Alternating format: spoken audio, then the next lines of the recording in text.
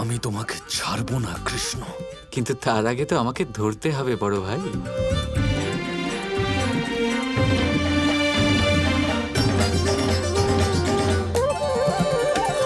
কি দারুণ চাল চেলেছো রাধা। আর এসবের জন্য আয়ান যা ত্যাগ করলো সেটা আমি আজীবন মনে রাখবো। এবার আপনাকে আপনার কাজ করতে হবে দাদা। আমি কৃষ্ণকে এখানে ব্যস্ত রাখবো, আর আপনি আর আয়ান ভৈরবকে এখান থেকে বাইরে নিয়ে যান। যদি ভৈরব আপনাদের সাথেই থাকে তখন কৃষ্ণ ওকে আর সুদেবীকে কি করে পালাতে দেবে?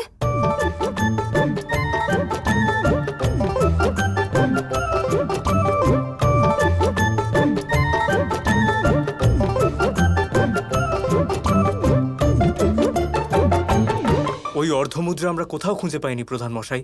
আমরা বর্ষণার প্রত্যেকটা বাড়ি খুঁজেছি। ঠিক আছে, এ ব্যাপারে আমরা পরে ভাবব। আগে সুদেবীর বিবাহ সম্পন্ন করা হোক।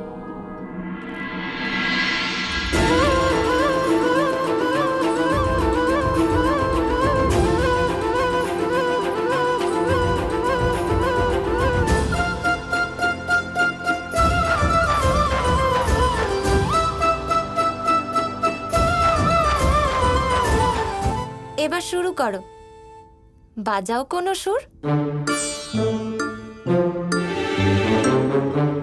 আরে এবার বাজাও কানাই, বাজাও মাসি, বাজাও মাসি।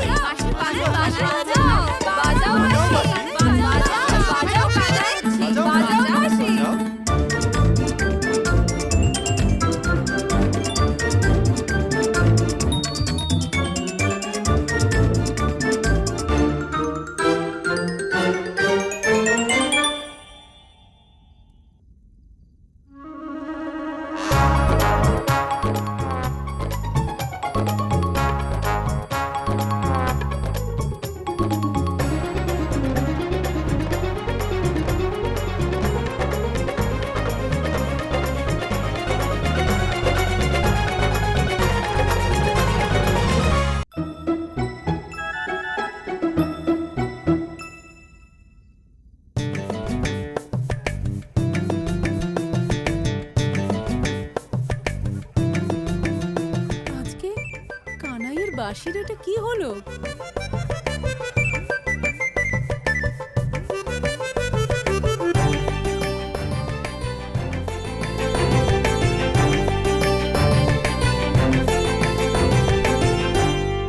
মনে হচ্ছে বাঁশিতে ধুলো জমে গেছে।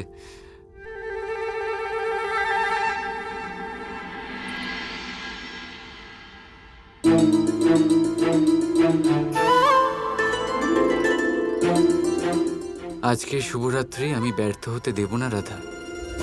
যখন চাঁদ নিজের স্নিগ্ধ আলো আমাদের উপর ছড়াবে তখন আমাদের নৃত্য আরম্ভ হবে।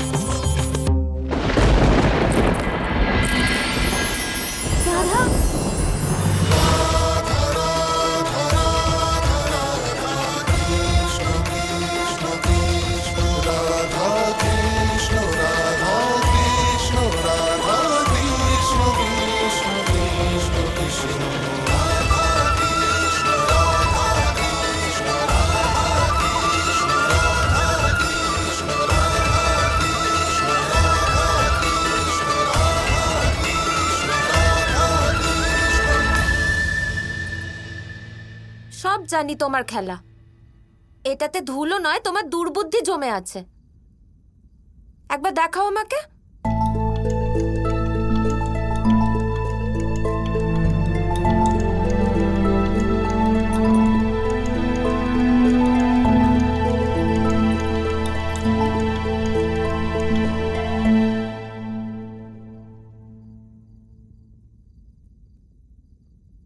বাঁশির সুরধারা রাধার স্পর্শে।